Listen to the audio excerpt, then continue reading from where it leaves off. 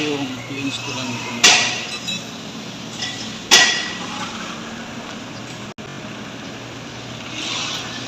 Ito yung i-installan ko na GPS. Toyota Avanza 2026.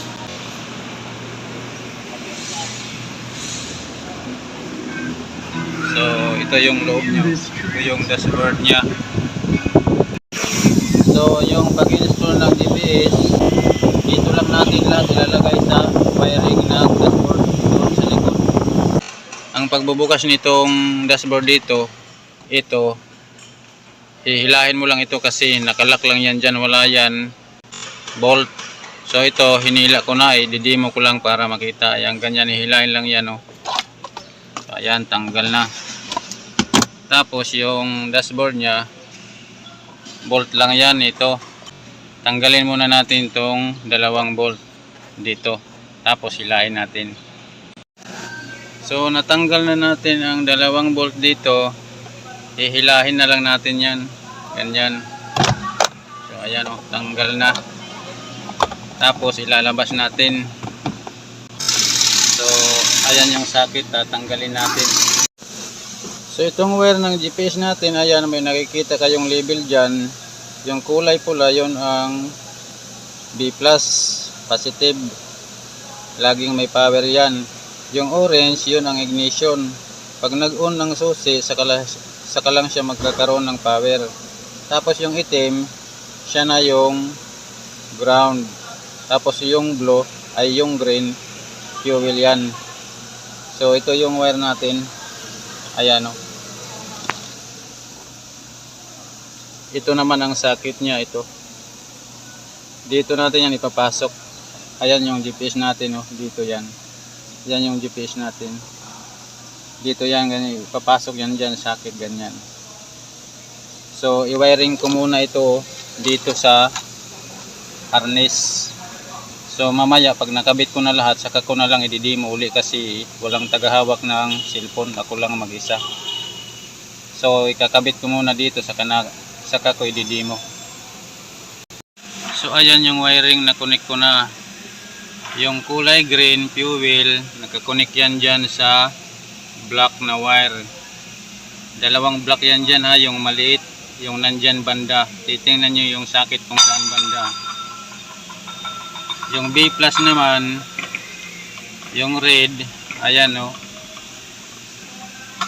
dyan yan nakakonect sa orange na wire, itong nasa gilid sa bandang kanan.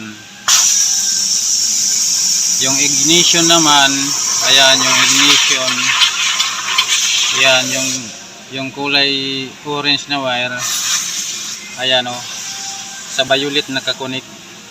Ayan, oh, yung red battery sa orange nakakonect ng socket. Yung orange ng GPS na ignition yan, sa violet nakakonect. Ayan, may power lang yan pag naka-on ang switch yung ignition. Tapos yung black, ayan, yung black, yun yung ground natin. Dito yan nakakonect ko. Ayan yung black, doon nakakonect sa white black. Tapos yung green, yung fuel natin, yung green, ayan, sa black nakakonect na wire. Ayan, oh, yung black na wire. Ulitin ko, ha, yung B+ natin, yung positive ng GPS, ayan, sa orange nakakonect yung sa gilid na wire. Yung ignition naman natin, ayan, orange na wire, sa violet nakakonect. Ayan, yung ground natin, yung itim na wire, ayan, sa white stripe black nakakonect. Ayan, oh, sa white stripe black. Yung fuel natin, yung kulay green, ayan, dito yan nakakonect sa black na wire. Dalawang black yan dyan, ha. Ang isa nandito sa gilid sa bandang kaliwa. Yung dyan banda ang kukunikan nyo, yan ang fuel. So ikakabit ko na ito sa dashboard, tapos i-activate ko sa cellphone. Note, ha, yung kinakabitan natin ay Toyota Avanza 2026. Iba-iba yung mga kulay ng wire nyan. bawat year model, hindi yan pare-pareho. Kaya kailangan mag-iingat din tayo sa pag-connect. Dito kami nagko-connect kasi nasa Toyota ito. Bago ito ibibenta, pinalagyan ng GPS ng may-ari. So dito lahat ikinukunik sa dashboard. Pero kung mga makaluma na unit, sa ignition switch kami nagkukunik. Doon, sure doon. Makikita nyo yan kung paano ang pagkukunik dyan sa mga iba ko pang vlog. Sa pag-activate nito, gagamit tayo ng Saber na apps. Ito yung ginagamit namin. Ayan o, Saber. So i-open natin yan. Ayan na ang makikita nyan. So ito yung mga nauna kong installation, marami yan. Hindi na yan mabilang. Kasi ito yung gawain ko. Maliban doon sa pagbablog ko, ito yung pinagkakakitaan ko. Ang gagawin natin dito sa pag-activate ng device, ipi-pre-test muna natin ito. Maglagay tayo dito ng pre-test yung device. Ang device natin ito, ilalagay natin itong serial number. Ito, ayan o, yung BP 035542, BP 035542. Ilalagay natin yan dito sa cellphone.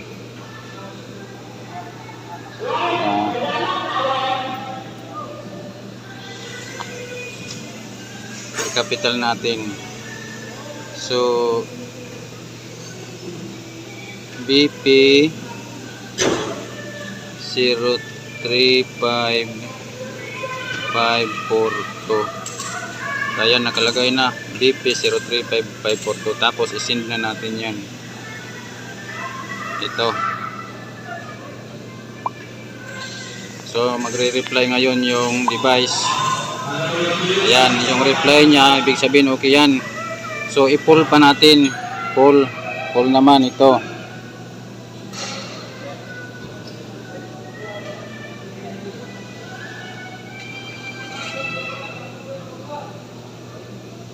Ayan, pull yan. Tapos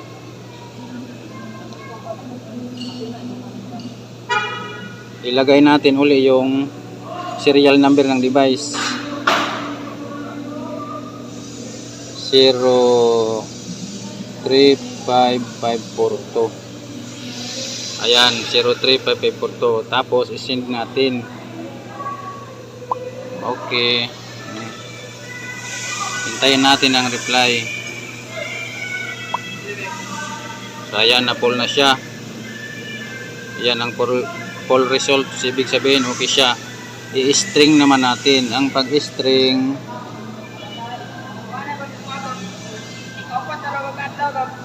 hahanapin ko dito yung client namin, Toyota. Ayan o, Toyota Butuan. Ayan. Ayan o.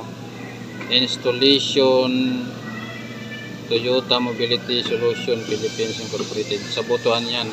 Yan, yung Saulo pangalan ko yan. So kukunin ko yung username ng client. Ayan. Yang Toyo 0010 Toyota yan. So ilalagay, i-copy ko yan, i-copy. Ayan, inapi ko yan. So ilalagay ko yan dito sa dito. So i-paste ko yan dito. Ayan o, paste. Tapos ngayon space. Tapos ilagay ko uli yung serial number ng device.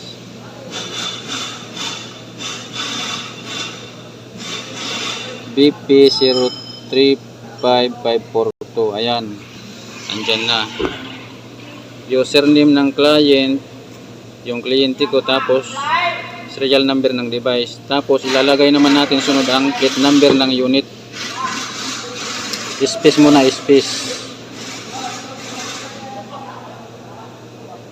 mag-space tayo dyan, space. Tapos serial number ng unit. Dito ko yan makikita. Kuha natin muna, hide. Ang serial number ng unit, ito yan. TC724B. Tapos may number na iba. Temporary lang yan kasi bago pa to. Wala pa itong rehistro. Bagong labas ito 2026. Ito ikakopy ko yan. Yan. Yang TC724B.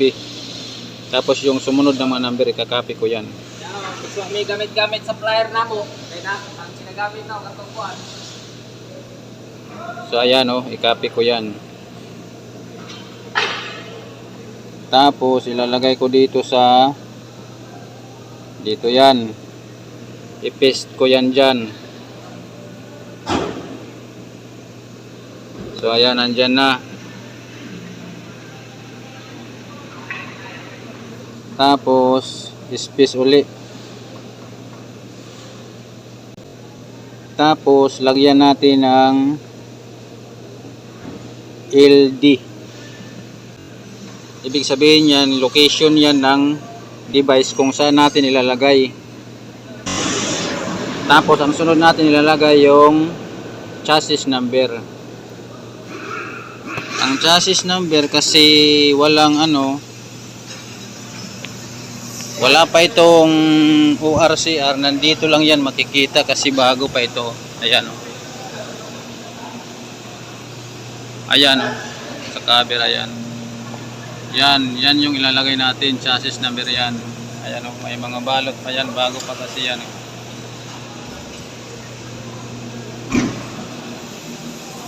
Ilalabas pa lang ito, may nag-order nito. So dito natin ito ilalagay. Open ko lang uli dito natin yan ilalagay.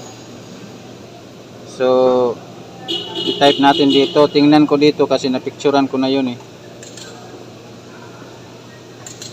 Ayan o. So ilalagay natin yan in MHF EE1B. MHF EE1B. Ilalagay natin doon. So ita-type ko lang mamaya ko na pag na-type na. MHF EE1B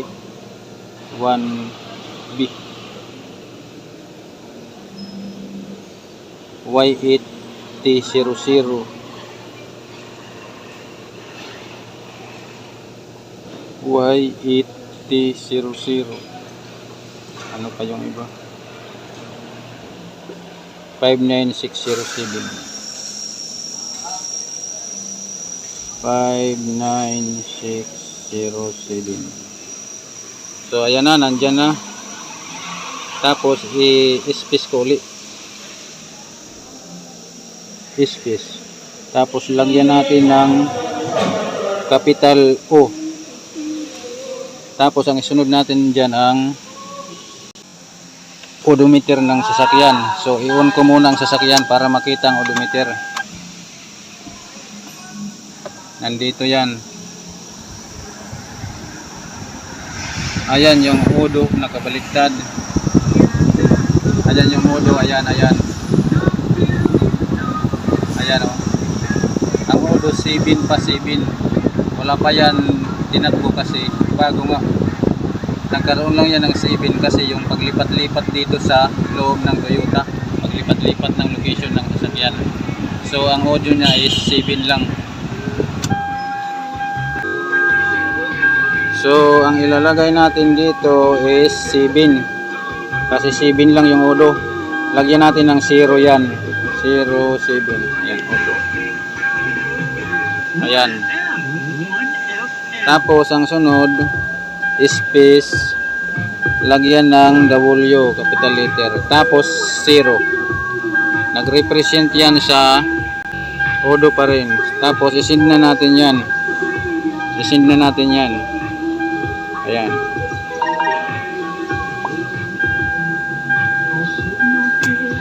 Tingnan natin ang reply.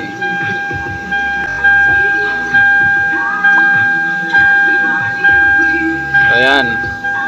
Ang reply, have you connected the fuel sensor? So, magre-reply tayo dyan, yes.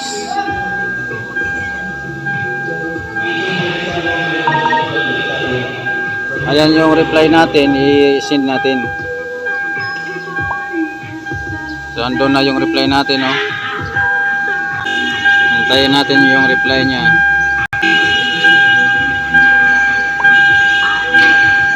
So, ayan.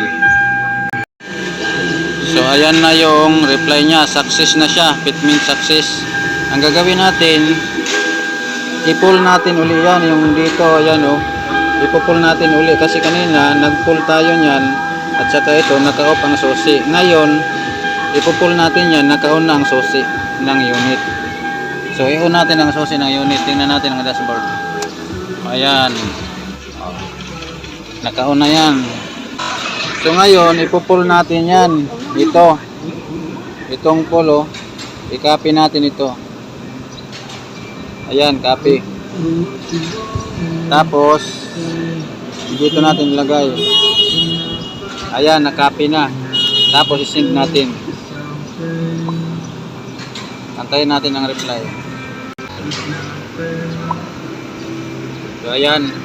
Naka-pull na yan. Ngayon, i-sensor test natin. Kukunin natin yung data ng fuel. So, mag-type tayo ng sensor. Ayan, sensor. Tapos, ilagay natin ang plate number ng sasakyan. Nandito yan natin kukunin dito. Doon sa schedule ko, ayan. Ayan, oh. Ikakopy ko lang yan uli. Yung TC724B 900, ayan, ikakopy ko lang yan. Ayan, i-copy natin. Tapos back tayo. Ilagay natin dito. Ilagay natin dyan. So ayan, nakalagay na, oh. So i-send natin.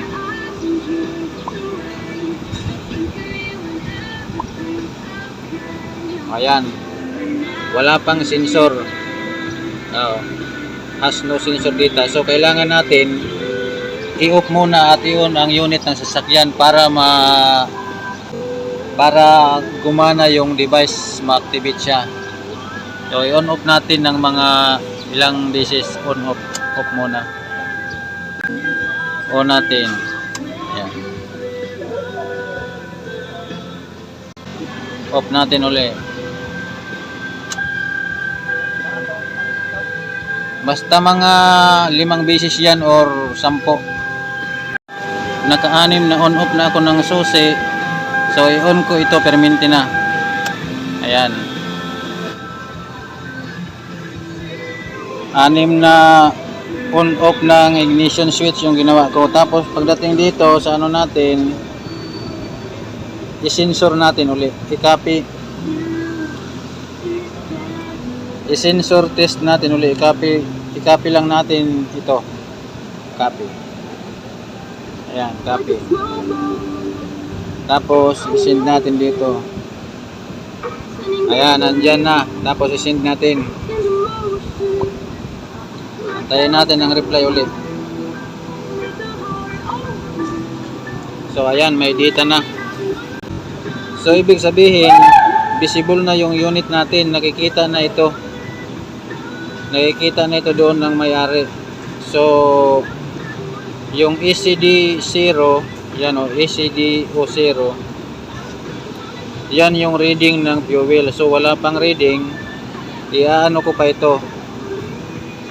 I-on and off ko pa ito ang ignition para lumabas yung reading niya. So, on and off ulit tayo sa unit.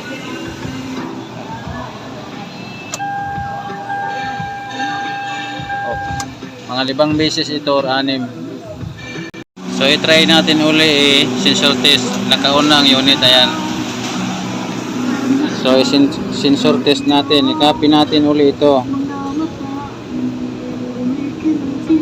So ayan na, nakaka-copy. I-send natin, ayan. So antayin natin yung reply.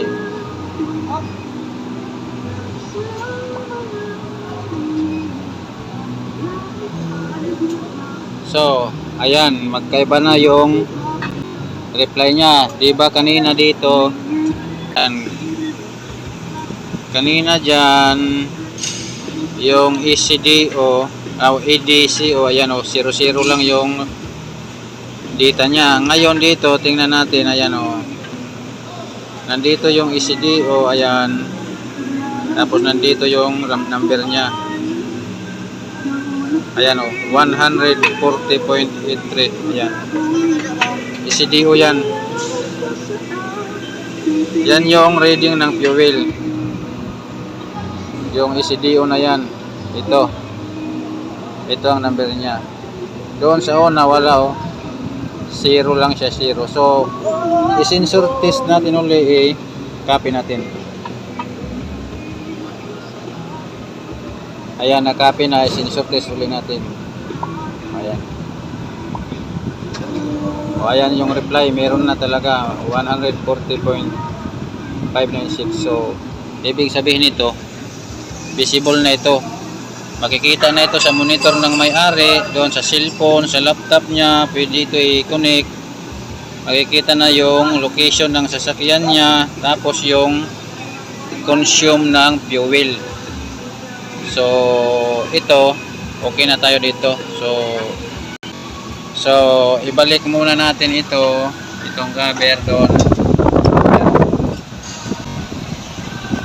I-call it.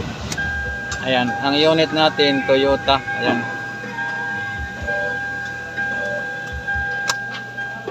Ayan o. I-open ko ulit. Ayan, Toyota Avanza 2026. So ibalik muna natin ito dito.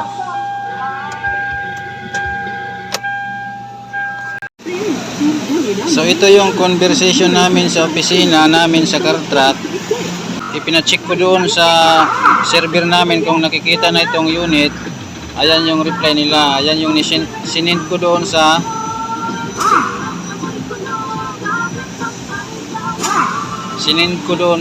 mga IT namin sa server. Ayan. Ayan, Toyota Avanza 2026, please set fuel 43 liter. Ayan yung reading ng full tsaka yung reading ng fuel. Ayan, sinend ko yan doon sa aming group chat. Tapos yung reply nila nandito. Ayan, sinabi ko dyan oh. Sinabi ko dyan na pag-check share kung kita na. Nag-reply siya, Odo Bossing.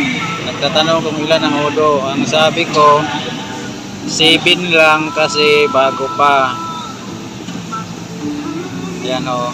Tapos yung reply niya ito. Ayan o. Yung plate number ng unit visible na daw. Ayan. So nakikita na nila doon. Nasa Mindanao ako. Ang opisina namin nasa Maynila. So nakikita na nila doon ng unit. So tingnan natin ito, i-open natin. So ayan. Palakihin natin, ayan. So ayan yung location ng sasakyan, ayan. Asa na? So ayan oh. Nandito ako sa Butuan City. Ayan. So ayan yung location ng unit.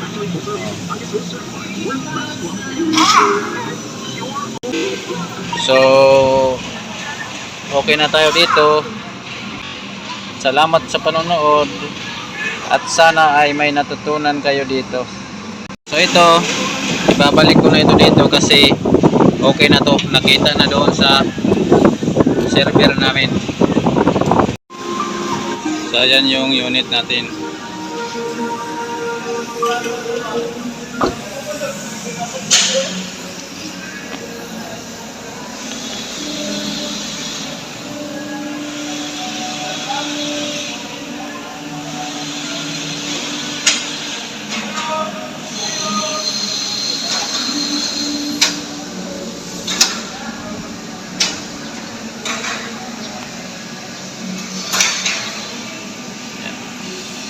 bago yan.